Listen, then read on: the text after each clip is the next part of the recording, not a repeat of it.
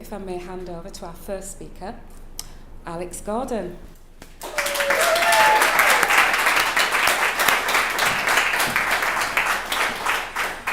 Alex, would you like an introduction? Oh, you look capable of introducing yourself. Come on, sweetie.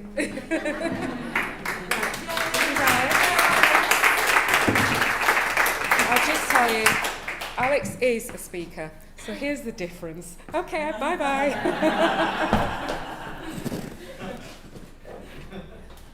Okay. In the words of Martin Luther King, I have a dream. Well, I've got this big vision. I dream it, I see it. One day, I'll be standing in front of 10,000 people speaking at O2. Every time I stand to speak, I ask the audience to help me live that moment. Can you help me tonight? Yes. Oh, that doesn't sound like you want to. Can you help me tonight? Yes. Okay, as I get reintroduced to the stage, you are going to make some noise. You're going to go crazy in here as the 10,000 people that I see and speak to. Okay? Yes. So Yvette's going to reintroduce me.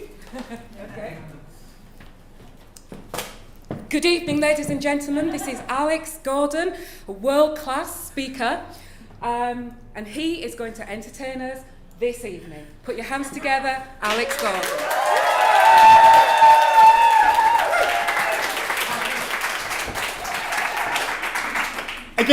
Again?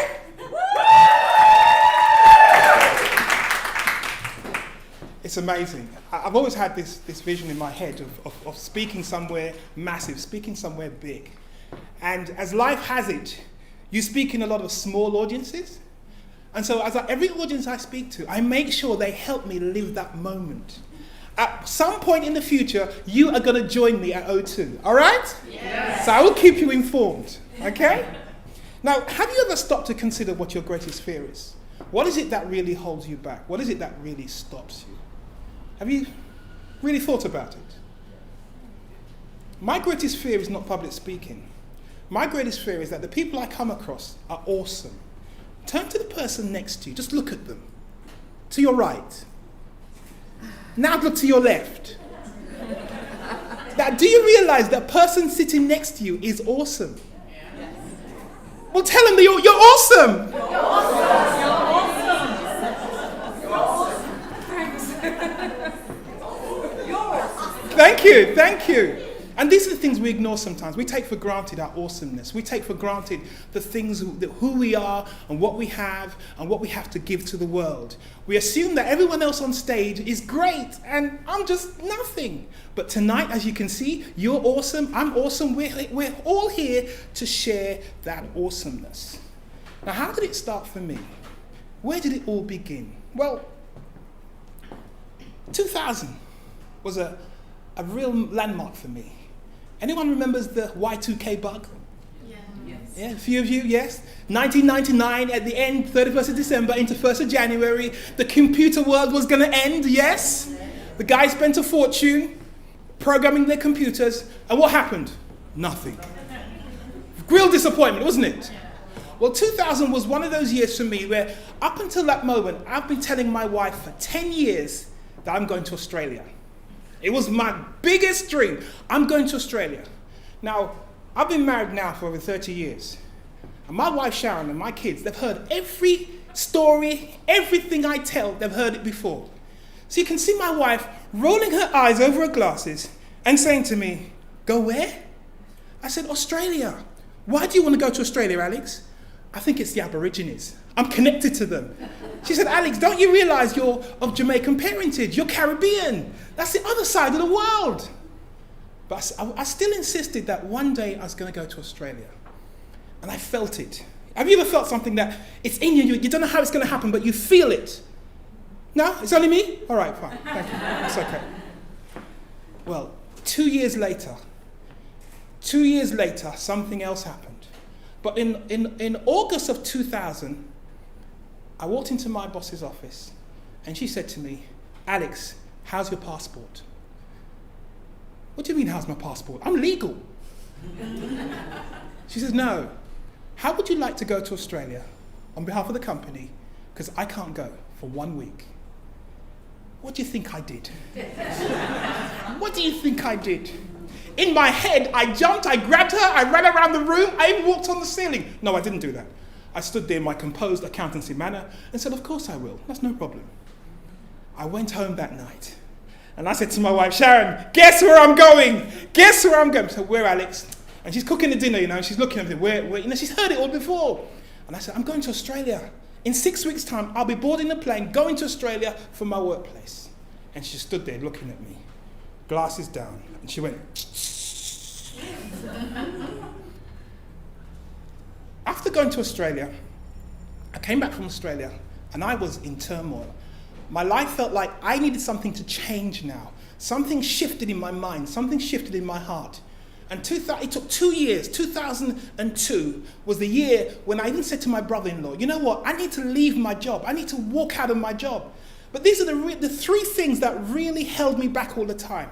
One, I was so fearful of telling my family that the job that I had, that paid for the car, that paid for the mortgage, that paid for the holidays, that made us live a fantastic life, I wasn't really enjoying it. I wanted something else for myself, but I didn't know how to. I never had the conversation with my wife. I just got up and went to work.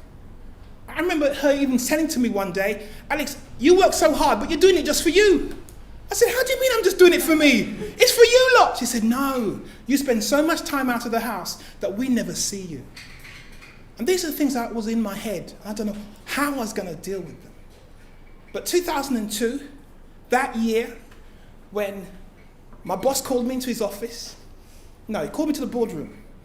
I went to the boardroom. I thought, why does he want to see me? All the accounts have been done.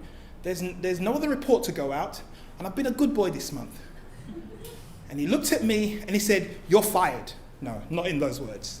But he looked at me and he said, we're letting you go. We're giving you 3 months' notice and you're going. I stood there. I smiled. I was composed. And I said, thank you very much. And I walked out the room. I walked out of that job in 2002 and I never looked back.